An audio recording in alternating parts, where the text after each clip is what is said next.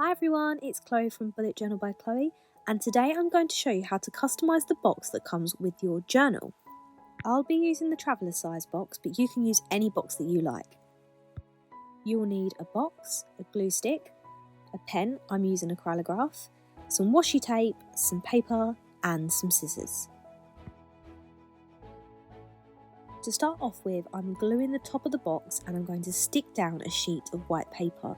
The reason I'm doing this is because the washi tape that I have chosen is quite see-through, so you'd see the design that's already on the box underneath it. So I'm covering that over using a piece of paper and then I'll start adding the washi tape on top.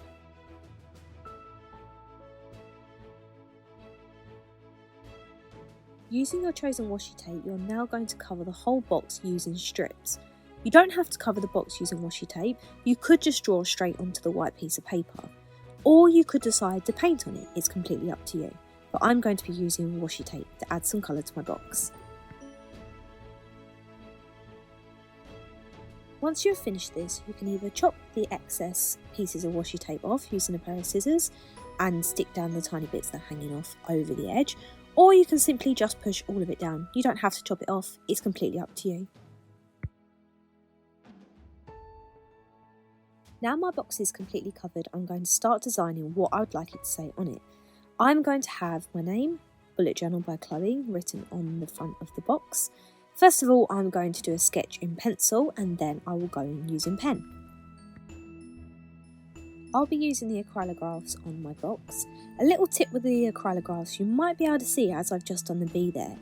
As they go over the overlapping washi tape, sometimes they do cause like a little splash effect, just where it's getting caught, so make sure you're extra careful using your acrylographs.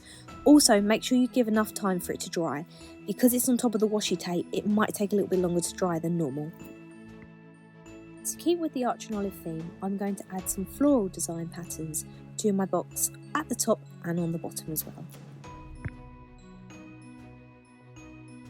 And that's it, my custom box is complete. As you can see, I went in and added a little bit more details onto the box, and I can now store all my stationery in this box. If you give it a go, make sure to tag me, Bullet Journal by Chloe and Archer and Olive, so we can see your creations. Thanks, and I'll see you again. Bye!